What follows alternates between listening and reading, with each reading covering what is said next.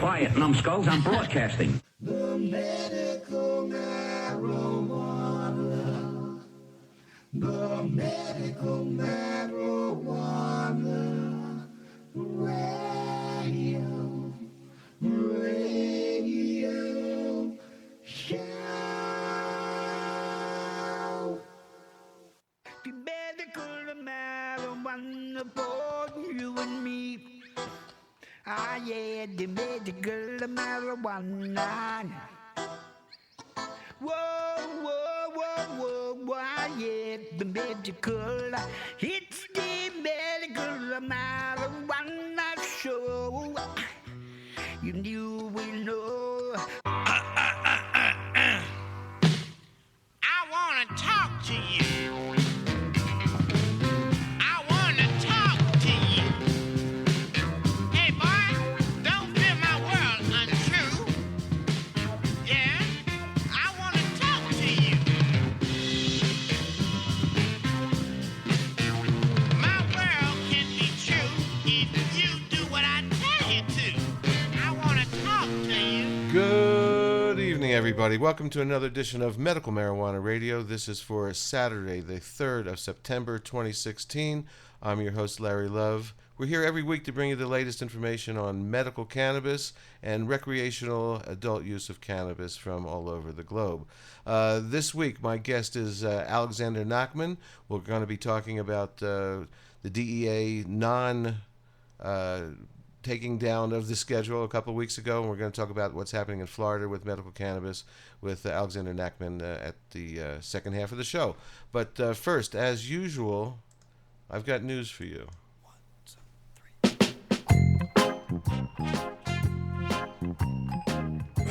2, 3.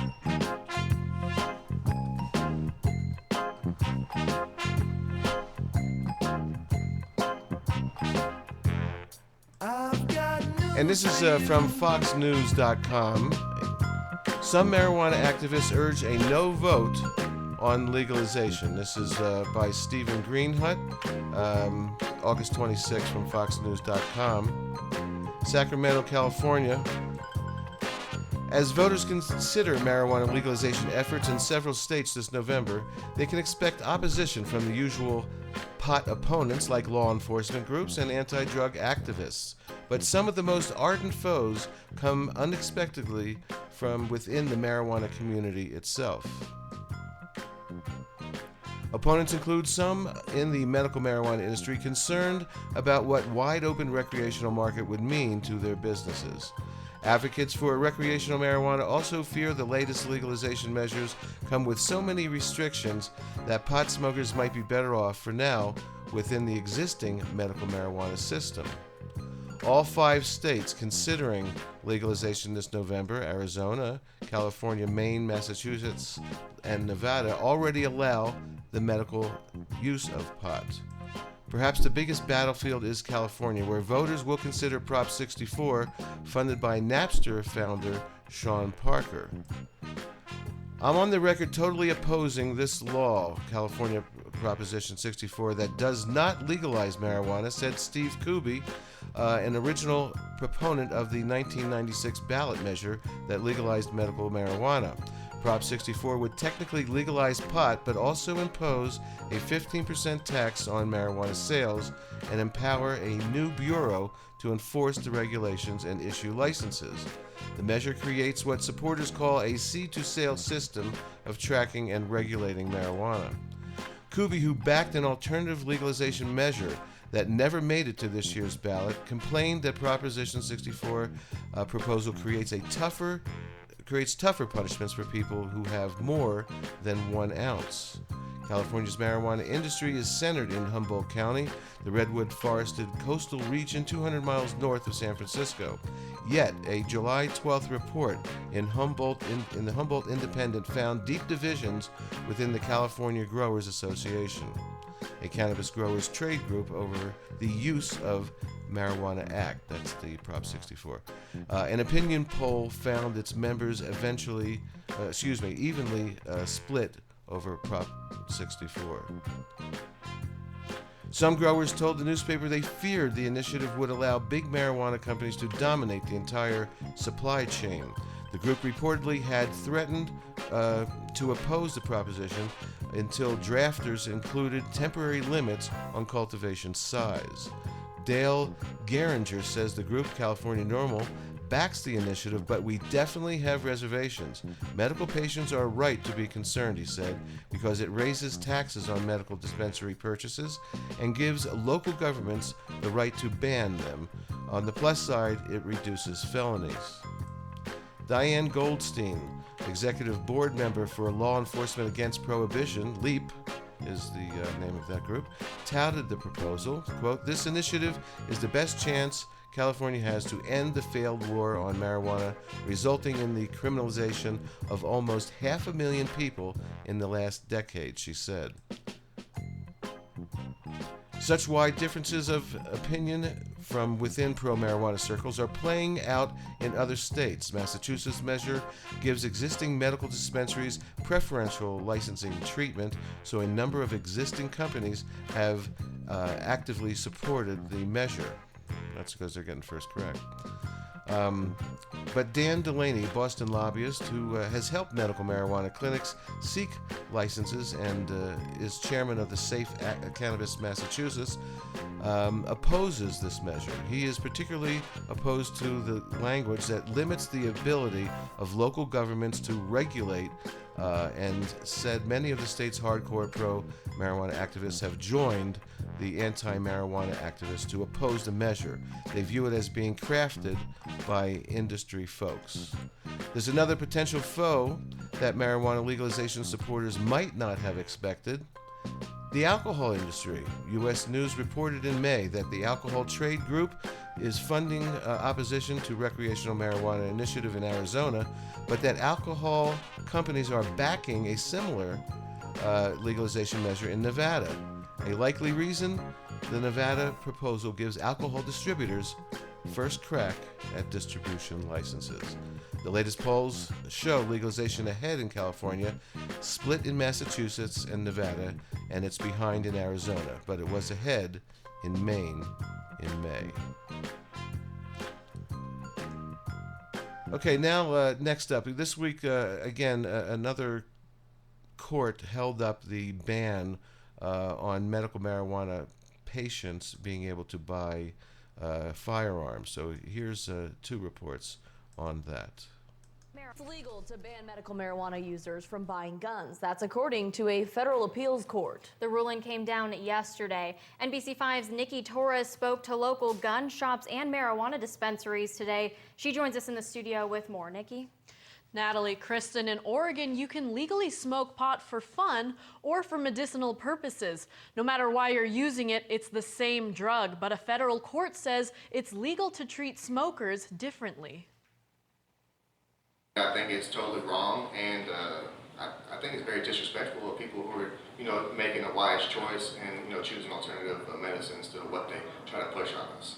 Ramsey Allred runs operations for the medical marijuana dispensary Dabtown, USA in Medford. He says medical marijuana users are often confused with those who smoke for fun. People who smoke recreationally are just possibly looking to get stoned, or they are looking for medicinal benefits as well, but it's more of a casual type thing instead of a serious issue like many of our patients have. A ruling this week says it's okay to keep medical marijuana smokers from buying guns. Recreational users don't face the same restrictions because their use isn't documented. I don't think that's any of our business as a gun owner and a shop owner. Jonathan Pertzer has owned Guns R Us for nearly 4 years. He says there is a way around the ban. People that fill out the background check, that's on them, how they answer the federal questions on the federal 473. 473 is the form every customer has to fill out in order to apply for a gun license. It includes the question, are you addicted to any illegal substance? Now, marijuana in Oregon is legal, so that box is kind of null and void now. While the federal ruling will likely lead to more debate, smokers in Oregon have options.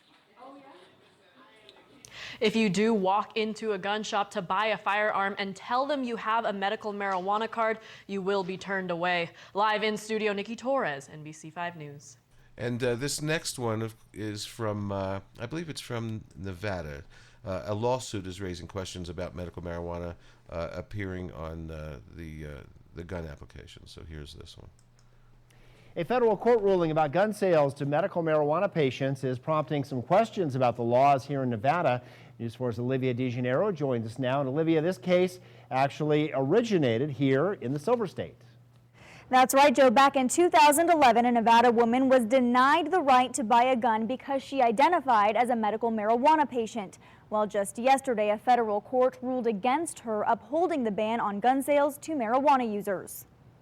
Firearms are a federally controlled substance. A lot of people don't recognize that, but they are. And under federal law, medical marijuana is still illegal. It's just showing marijuana's illicit nature on a federal level. If you're a Schedule I drug, you're thought of as not having any medical benefit, even though we clearly know it does. We have a medical marijuana program that shows that. So there's another conflict between state and federal law. In this case, the Nevada Medical Marijuana Association director says the law discriminates against patients in Nevada. She wants the right to protect herself, and she shouldn't have to lose that just because she also wants the ability to medicate properly with medical marijuana instead of turning to opioids or alcohol, which are far more dangerous. But how do gun dealers know if someone is a medical marijuana patient? I took that question to the owner of Maccabee Arms. I need to follow the guidelines of the ATF and the 4470 form. And one section of that form asks, are you an unlawful user or addicted to marijuana? If you have a marijuana card, for the federal government, you're still an unlawful user. The federal government does not recognize the state's right to issue those cards. If medical marijuana patients lie, they commit perjury. Every offense you do that pertains to firearms by federal law is a minimum of 10 years in federal penitentiary and up to $250,000 fine per count. And if patients tell the truth, they cannot purchase a firearm. A state like Nevada, where you go through a state registry and you get a DMV card, and it's a very official process, it's one where a lot of people feel at risk if they did say no and they are part of the medical marijuana system because it could show up on a background check, they feel. I asked a representative at the state office for the medical marijuana program if that's true. She told me she could see no reason why a person's marijuana prescription would show up on a background check. And even if a person did lie about their marijuana use when trying to purchase a gun, I will dare you to try and do a little research and see how many people have actually been indicted or prosecuted in the state of Nevada. not many. The system doesn't work. The laws are there. It's not being enforced. Now, Wednesday's court ruling affects states across the West Coast, including California, Oregon, Washington, and of course Nevada. And an interesting note, California does not require its medical marijuana patients to register with that state, so it's likely a marijuana prescription would not show up on a background check there either. Back to somebody. Anyway, back to me. Next up is, again from Nevada, activist Tasha Heath is calling for a forensic audit of the Nevada medical cannabis program. Guess they got some problems up there like everywhere else. Here's this one. All right, some people asking tonight, is Nevada's medical marijuana program broken? Well, some patients complain it's letting them down, and they're calling on the governor to investigate. News 3's John Trainer is live at the Division of Public and Behavioral Health. That office runs the program.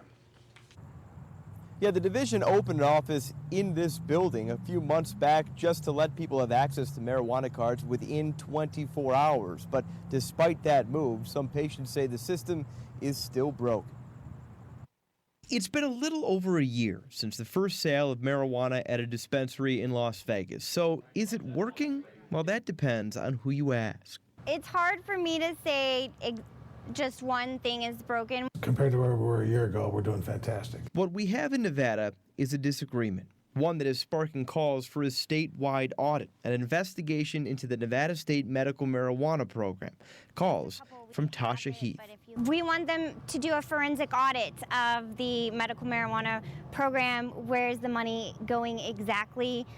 What patients are in limbo, and have they cashed those money orders, or are they just on hold? Heath and a number of other patients have sent letters to both the Attorney General and the Governor's office. They're asking for a forensic audit of the program. The issue, they say, is patients who have been lost in the mix, one who have applied for a medical card but have not heard back for months, often paying application fees with no response, unable to use the online application because it would register twice with the state. We thought it'd be faster, and still they're in limbo. But State Senator Tick Sagerbloom believes the system is working. He points to advancements made to make the process smoother, including an office where people can apply and get a card within 24 hours. There are some changes we can make, hopefully, in the next legislative session. But just with respect to the state, I have nothing but praise for our state employees. They have really bent over backwards and made the system work.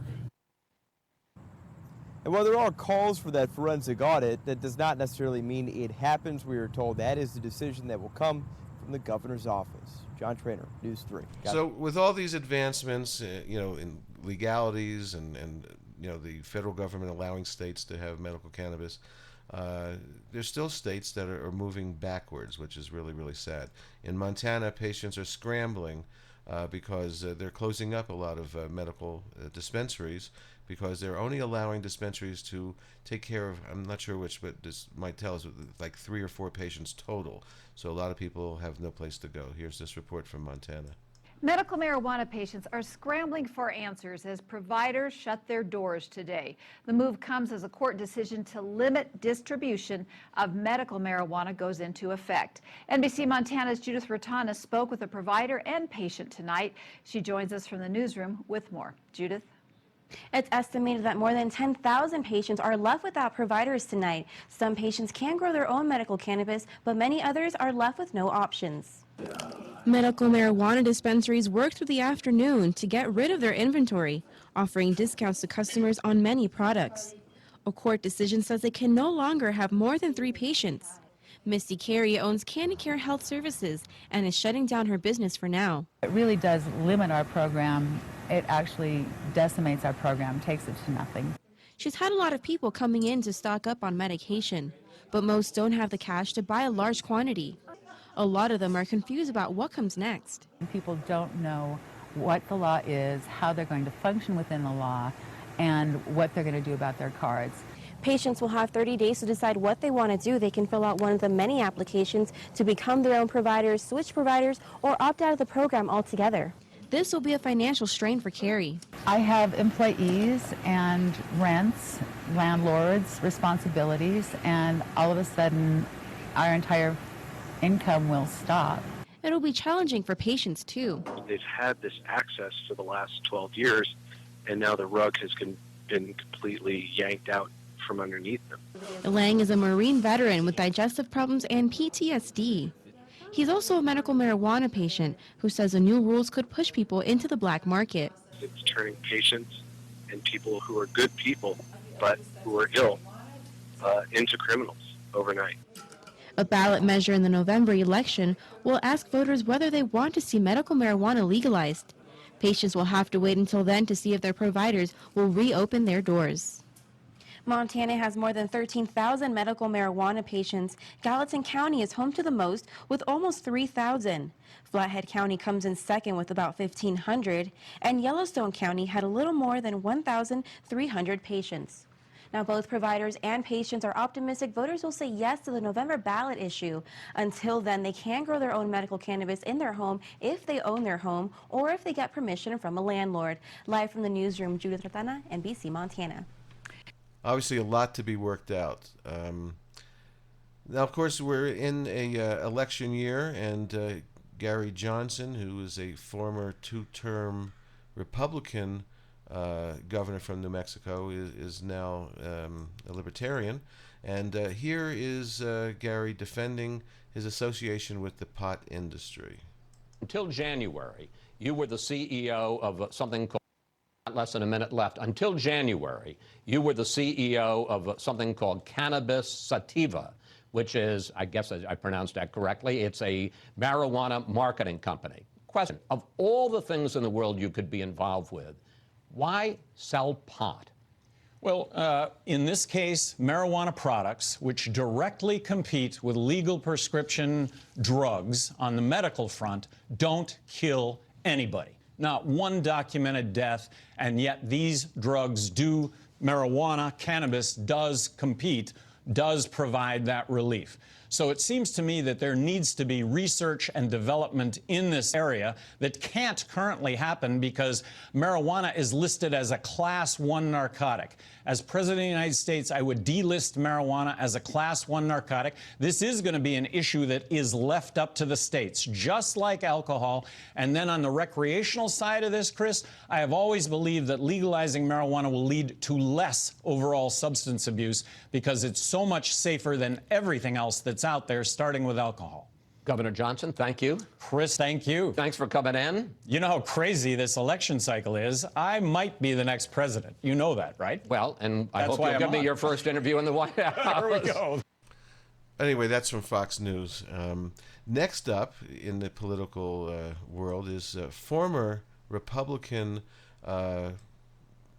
who was running for president, Ben Carson, and he's sitting with actor, if you want to call him an actor, Kirk Cameron. They're answering live questions, and this one came up about cannabis, and it's actually pretty interesting and pretty funny. Here it is. I get cornered by asking, hey, it's like alcohol or beer. So how can we as Christians kind of combat that and address that issue? Okay, that's an excellent question. Great question. Well, first of all, many studies have shown that when you expose the developing brain to the active ingredients of marijuana, it can have a deleterious effect, particularly on IQ. And the brain continues to develop until your late 20s. And we already have enough people with low IQ, so we really do not need to be encouraging the development of that, quite frankly. Now, in terms of medical use, well, it does have some useful purposes for certain types of neurological disorders and pain syndromes, etc. However, it can be distilled into tablet form and used as a medicine, very much like other active ingredients. A lot of the medications that we use today, come from plants, but we process them, distill them down to the active ingredients, and make them into pills or capsules, and utilize them in that way. And when used in that way, I think it can be very, very useful. When used in a way that it can be abused and people can be exposed who really should not be exposed, is abusive. Kirk, do you want to add to that? Great answer. No, I was eager to hear what you had to say because you would have the best perspective on that for sure as a doctor.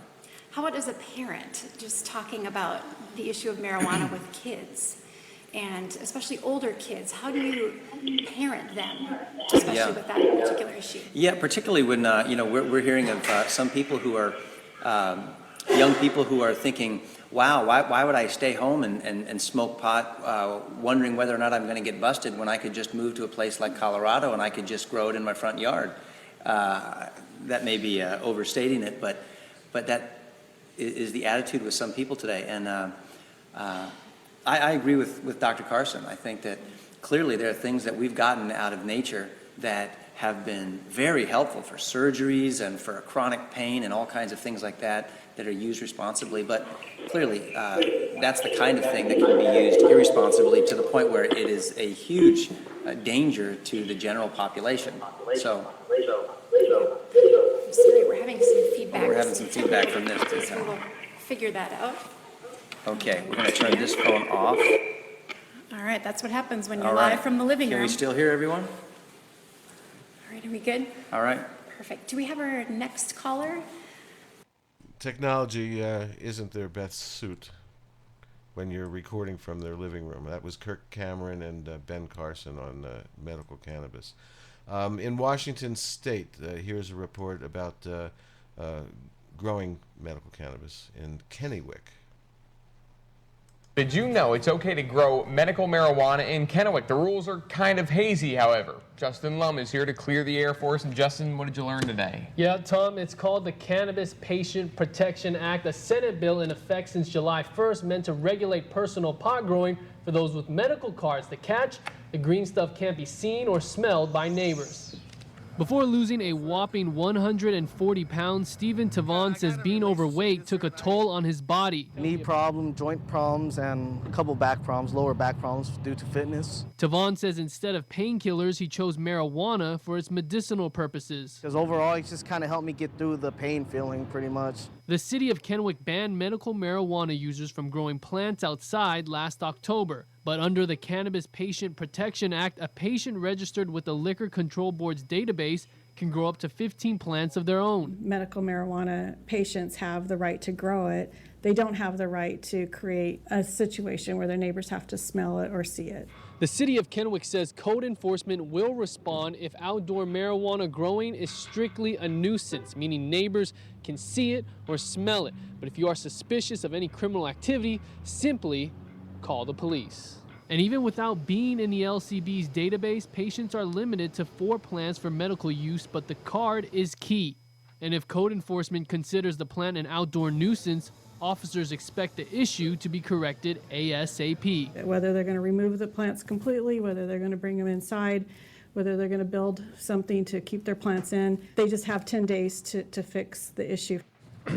And Tom, here's another important term to mention, cooperatives. Basically a group of 4 qualifying patients or designated providers can form a cooperative to grow up to 60 total plants together as long as the growing is done at the permanent residence of one of the participants. But if the group isn't registered with the Liquor Control Board, it's now law enforcement's issue to deal with. And the city tells me so far this year, code enforcement has gotten 14 complaints on outdoor growing. Okay, 60 plants in one house. As long as it's not a nuisance, it's okay. 15 times 4, there it is. Okay, all right. So that's from Washington. Before we take a little break and then come back with Alexander Nachman, here is a report from Tennessee, of all places, where a Tennessee sheriff supports the idea of decriminalizing pot. Tonight, strong words of support to decriminalize marijuana in Metro. This from the sheriff. Davidson County Sheriff Darren Hall told us exclusively on News Channel 5 Plus today he thinks it's a good idea. Under current state law, those caught with less than a half ounce of marijuana face up to a year in jail and a $2,500 fine. The proposal now before the Metro Council would make it a civil offense like a traffic ticket. Sheriff Hall says that change could also eliminate probation violations for small amounts of marijuana. It would mean sending far fewer people to jail for a failed drug screen, which of course would save taxpayers money. Who do you want to put in a jail cell? You know, do you really want the 19-year-old kid who has marijuana in their car, you know, at the level we're talking about? Do you want them sent to jail overnight, go to court, type, bed space, when that same kid's mother and father has a liquor cabinet this full of substances that will do far worse to you than what he had in the backseat of his car? And late this afternoon, the sponsor of the measure said it doesn't look likely that it would affect those on parole. Even so, the measure in Metro passed on first reading earlier this month, but faces 2 more readings. Memphis is considering a similar measure. So that was from Tennessee. We'll be right back with our guest, Alexander Nachman, after this. It's all about the 420 MMJRadio.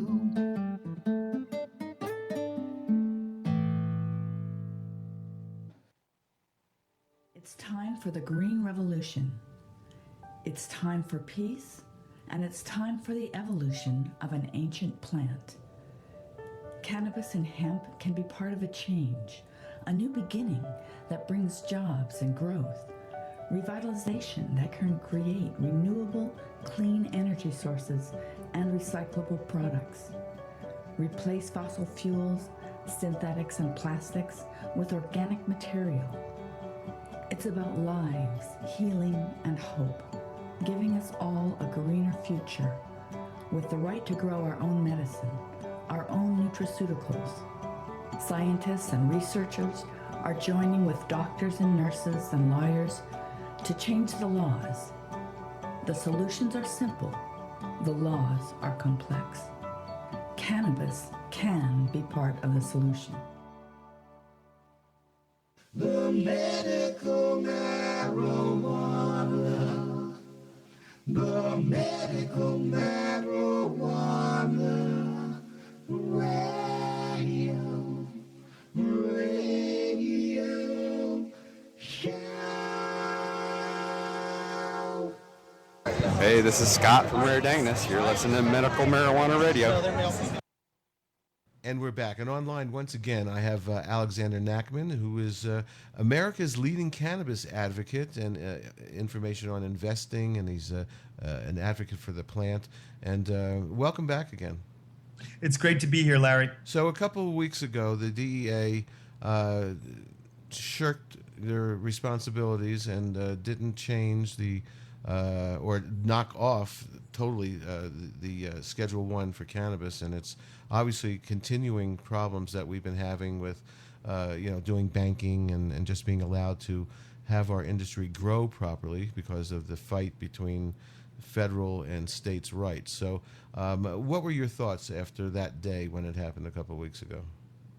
Well, I don't know if I was necessarily surprised, but I was certainly disgusted. And we know that vis-a-vis U.S. patent number 6630507, titled Cannabinoids as Antioxidants and Neuroprotectants, that the United States of America, along with the Department of Health and Human Services, have moved to patent cannabinoids as medicine. And as every single one of us in the industry knows that it is medicine. Big Pharma knows that it's medicine and is very, very afraid. And quite frankly, since 1985, synthetic THC has been used and approved by the FDA and is a Schedule 3 drug currently, whereas the plant remains Schedule 1 along the likes of LSD and heroin with no medicinal value and high risk of abuse and addiction. Meanwhile, if you want to draw the parallel, the government has intrinsically told us that, say, bioidentical THC is okay. And, to kind of give this analogy, it's as if they've cloned a cow and told us that the cloned cow is safe to ingest the milk and the meat, but the all organically grown, unmodified cow, we should be very afraid of and very leery of. And I don't happen to agree with that assessment. Well, all of us advocates have known, for years that the real plant is better medicinally than the synthetic, Dronabinol and Marinol and so forth that has been legal all this time. So again, the 6630507 patent, which has been around for 12 or 13 years, is hypocritical to the stance that the government has taken where there is no medicinal value. So what I don't understand is why they haven't been pushed on this hypocrisy with the 6630507. There's other patents with cannabis also that not just that one. So I totally agree. I mean, I think that basically the government definitely does know. I think that they have been lying to us for a period of 80 years. I mean, back in the 30s, it was prevalent medicine in which the most prevalent form of ingestion was, tincture edible. And now, all the lies have built up over the years. They've been continued to proliferate the lies during the Nixon and Reagan era. And at this point, Big Pharma is so influential in Washington, and the politicians are all deeply in their pockets. And of course, the government makes a heck of a lot of money off of big alcohol, big tobacco, and of course, Big Pharma. But I feel like we're worshiping at the trough of Big Pharma, and that we're worshiping false idols in our leaders. And we've heard this story before, and I think we're making a mistake of biblical proportions. I think we need to rapidly change everything we're doing in America at this point in terms of what we're looking at. And why are they not doing something? We have been calling them out. The fact is we're the peace and love crowd. If we pulled a Milwaukee on the DEA ruling, maybe they'd get it. But none of us are in it for that. Nobody wants violence. Everybody wants peace. We want love and healing. That's our group.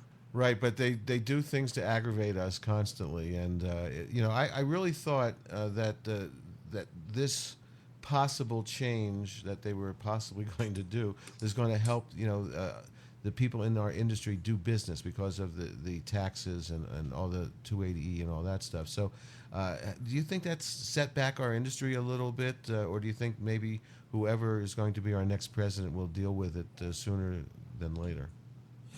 I don't think it's a net plus. I mean, I've heard concerns on both sides of the ball. Obviously, the states are going to continue to do as the states will do, and there's more than a handful of states voting for recreational use, as well as other states coming online with further medical marijuana bills. So I do think we're making progress overall. The one concern I had heard was about medicine as being Schedule 2 and it being very limited in scope and really kind of log jamming it a little bit. Really, I think that it should be at least a Schedule 3, if not descheduled entirely. I view it as a food product. And of course, those of us in the industry know the healing properties of the medicine, have friends who have been using it with great effect in their lives and in the lives of their children. And this is the real reason that I participate today. So, for me, it's going to be hard to predict where it's going to go. I mean, obviously, if Gary Johnson becomes president, and who knows what kind of a chance that is at this point. He said he would legalize, nationally immediately. But the odds of that happening are very, very tough. I mean, obviously, we have a choice between two people now. We know that Hillary has said she would lower it to a Schedule 2 to do more research. But of course, they've already done that. They announced that they were going to allow more research even without bringing it down to Schedule 2. So in essence, they really lowered it to Schedule 2 without really doing it legally. You understand my gist on that? Absolutely. And I figured that that's a real shame because that leaves a ton of gray area. And really, I'm for flat out legalization across the board, the likes of which, if you possess the plant or grow it in your backyard, you're not in any trouble. I am for some sort of infrastructure in which there's reasonable amounts that you can grow in your backyard without, let's say, huge licensing or let's say caregiver allowances if you're growing for other people, because there's no reason to be in it industrially, so to speak, if you're using for personal use and providing for a few people. I think if you're going to make a business out of it, that gets you into a different wheelhouse. And I respectively support all the same things that most of my friends are for, which is safe and responsible use, or let's say all my friends are for, safe and responsible use, laboratory testing, and access to fair pricing on medicine and fair markets. Well, looking at information that came out this week, Colorado actually said that the prices are coming way down. They're almost down $1,000 a pound from last year, so they're in the $1,400 to $1,600 range in Colorado. So obviously, supply and demand is going to be what drives every industry, but it seems that in the medical world, prices haven't come down that much. They've come down a little bit here in New Mexico, but there's still people charging $13 and $15 a gram, which is very expensive.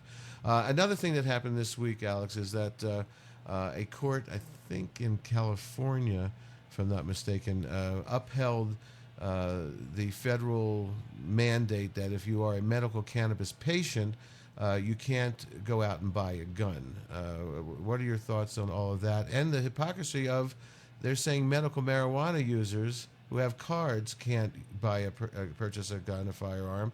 But what about the people who are rec users? There's no law about them not being able to buy a firearm. So I think, again, the government is contradicting themselves. Well, yeah, and considering anybody that's, had a vast amount of alcohol in their system can do it at any time. People on the no-fly list could get a gun. That I don't understand. If we're so concerned about them flying anywhere in the country or being present somewhere, I don't understand why we'd give them access to weaponry. I do think it's a huge, violation of human rights according to our own Constitution, and is wholly unfair. It's just another example where marijuana patients are being treated much, much differently than the rest of the world. And it makes absolutely no sense. And a part of the bill down here in Florida, which is Regulate Florida, it's a petition that's worth signing for any Florida listeners. The fact is that it allows for that. It accounts for the fact that you would be a felon automatically if you possessed cannabis and a firearm in the same place, and it intrinsically lobbies to get your rights replaced for the access to hold medicine and hold the firearm. And of course that's one of the big things about even the legal cannabis industry, like people that work at legal grows for medical or recreational, they're not allowed to have any firearms around. If the DEA came in and they found a firearm on the premises, that's where you really get in trouble. It's not about the plants, it's about having a gun with the plant. So obviously a lot of stuff to be worked out. But let's talk a little bit more about Florida, since that you're there and you're watching what's going on. Am I correct in that they are now allowing THC with CBD products? Okay, there is low CBD products now. High CBD, low THC. Excuse me, I'm sorry. Yeah. There is high CBD products available now, and with the onset of Amendment 2, the access to a different kind of metabolic mix of medicine is possible in terms of the makeup of the plant. So I can't speak 100% in terms of that going through. I do feel very confident that it will go through, but those type of products will be available in the state of Florida. We have 6 growers currently with a couple more applications on review because of what was felt to be they were counted out unfairly. Right, so there's some lawsuits involved where some people who didn't get licensed are suing because of their qualifications, I guess, and they didn't feel they had a fair chance. Is that what that's about? Yes. In fact, one of the people that got reviewed didn't and approved didn't meet the qualifications. So there's kind of now a huge loophole in order to file, hey, he didn't meet it, so what's wrong with me type of thing. So what kind of products would the new amendment allow? Are you talking about, edibles, oils, and capsules, and all kinds of smokables? I do know that it would allow for a variety of products with full cannabis medicine. What the final decision in terms of what the ingestion method, I don't have any details on. And so that's on November 8th. They're going to vote, and you say it's Amendment 2. Do you know? Yes. So do you know much more about that, or is it just to expand the limitations that is going on there now? Well, Amendment 2, obviously is a big step forward for the Florida marijuana community. And basically, it's just a handful of illnesses, including the big ones like cancer and epilepsy. It's very limited overall in scope. It does not include the bulk of the populace by a long shot, but it is a big step forward and we'll take it. Unfortunately, last time it was a vote of 57.62, in which we needed a supermajority of 60% to make the constitutional amendment. At this point, we're confident that we have more than enough voters to do that. I think last approval rating in Florida that I saw from an official source was at 81% approval rating. Wow, that's fabulous. Well, there's only a few weeks left, really. We have like 2 months, almost exactly, in a week. So there's a lot of work to be done down there. I lived in Florida for 9 years, and it's not a friendly state when it comes to cannabis. So I thought they would be one of the last to ever go medical or recreational. But they seem to be on a fast step to making things a little bit better, so that's really good. Now, Alexander, tell me about your investment type things. If somebody wants to get into the cannabis industry. Is there a good place to invest now, or is it still a little bit iffy and too soon? Well, I mean, that's a little bit of a loaded question, but I'm in support of safe and responsible. I'm in support of medicine across the board. So marijuana as medicine, I think, is a moral high ground that we can look at. I also am in support of laboratory testing, which again, I believe is a moral high ground, and I don't know anybody in the industry or outside of the industry that doesn't understand the value of testing the product, whether from a doctor and dosing standpoint or a patient and ingesting standpoint, let alone a grower that wants to prove that he's not putting pesticides in there that are unnecessary. Obviously, none of us want a cancer patient to receive medicine that's tainted with pesticides that cause cancer. So I think laboratory testing is extraordinarily well accepted by the industry inside and out, and even the politicians. It's something they can point to as regulatory and to be compliant and staying within specific ranges. And I'm certainly no legislator, but I don't know anybody that's against it. So again, I feel like it's a little bit of a litmus test and moral high ground for the industry. And then also, I do believe that hemp, the hemp market, industrial hemp and medical hemp market, is going to be very, very large, and that hemp overall will dwarf recreational and medical cannabis, both combined worldwide over time. And I support that. I believe anybody that gets involved in that industry is a bit of a patriot, because we all know the amount of industrial uses. We all know the medical uses. There's perfectly good medicine and building materials and fabric and plastics that could all be formulated from fuel.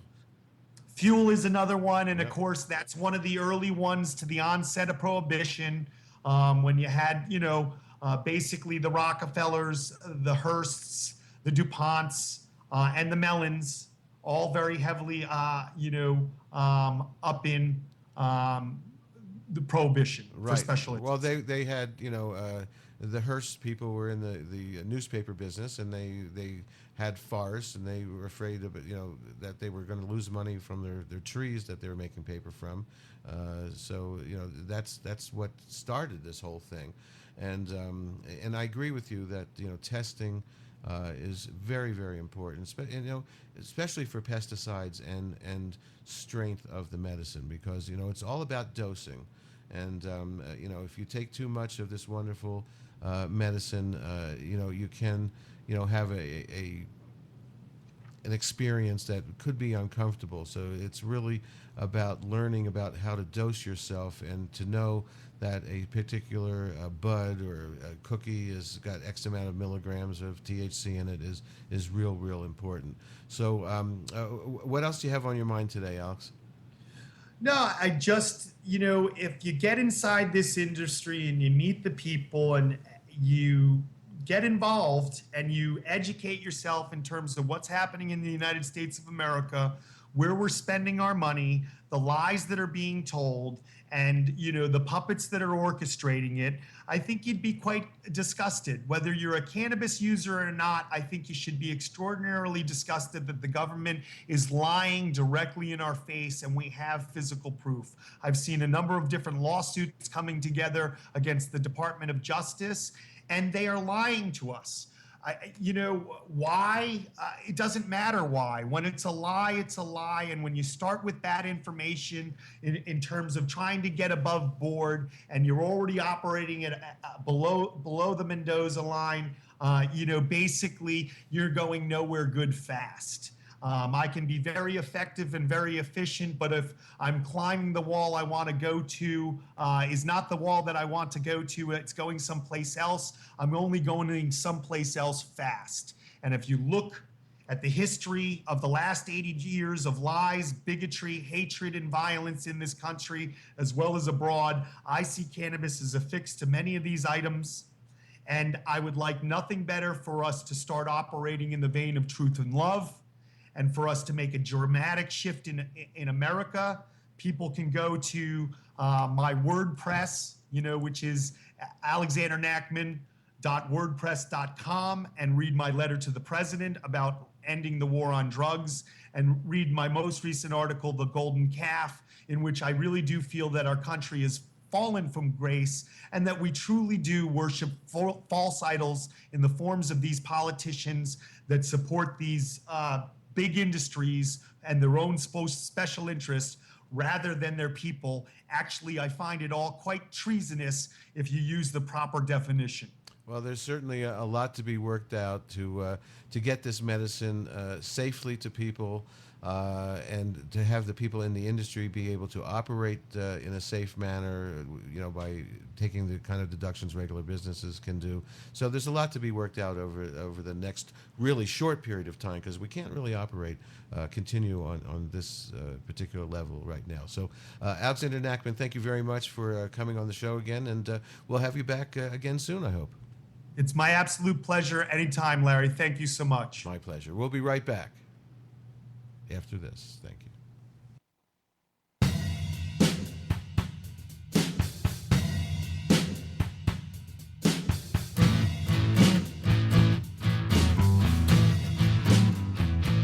Don't need no dealer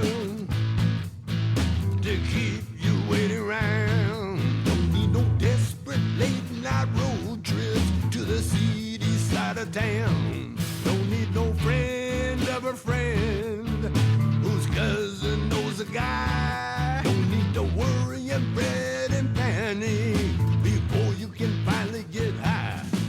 'Cause boy, if you don't got that card, you won't get very far, 'cause you got the medical marijuana blues. You say, doctor, help me please. Got a headache, I'm tired and stressed out, and I can't get back to sleep. You say, doctor, help me please. I'm hearing voices and I'm seeing things, and I need me a remedy. But boy, if you don't got that card, you won't get very far, 'cause you got the medical marijuana blues. Oh, Blaney, you got a doctor? Oh yeah, man, I got all kinds of doctors. Oh, yeah? You just need money, you get any doctor you want, dude. What's a good doctor? I got Dr. Dre, you know Dr. Dre? Yeah, he got some good stuff, man. He'll make you feel good. Oh, yeah. And Dr. Phil? Dr. Phil? Yeah, he'll get you all the pills you need. Oh, what about that Dr. Conrad Murray? Oh, that guy? Oh, man, stay away from that dude, man. He can't tell time with his shit, man. Oh, okay. No, I wouldn't go near that dude. Oh, well, we'll go see Dr. Dre. Yeah, Dr. Dre, yeah, you can't hang with him. You say, doctor, help me, please. I got acid reflux and my feet's hurt, and it's painful when I pee. You say, doctor, help me, please. I'm a bipolar, impotent, paranoid wreck, and my friends think I'm a freak. But boy, if you don't got that card, you won't get very far. You got the medical marijuana blues. All right, bro, let's go see that doctor then. Just a minute, man. Hey, help me out here. I made up my own card here. I want you to tell me if it's all right. Take a look at it. Is that right? That's a white man on this card. Yeah, well, that's okay. Yeah, I'm blind. They don't know the difference. You say Juan Lopez. But boy, if you don't got that card, you won't get very far. You got the medical marijuana blues.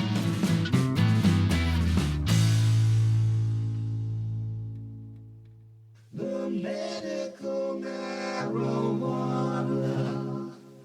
The medical marijuana radio show. The medical Well, I want to thank my guest, Alexander Nachman, and we'll have him back again and find out what's going on in Florida and other things in regards to cannabis. Also want to thank my two radio mentors, both with the initials HS. Thank you for your inspiration.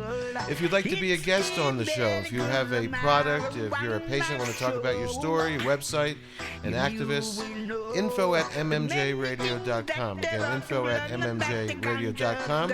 If you'd like to hear any of our old shows, it's mmjradio.com. My YouTube channel is LSLove88. On SoundCloud and Spreaker, it's MMJ Radio. CannabisTube.net. Also on Spreaker and iHeartRadio with the Time for Hemp Global Broadcasting Network. And on Now TV, channel 937. We're also heard on 420radio.org and more coming soon.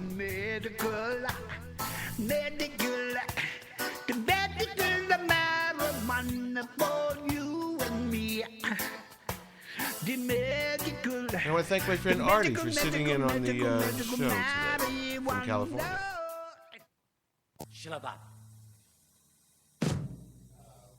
Shalom.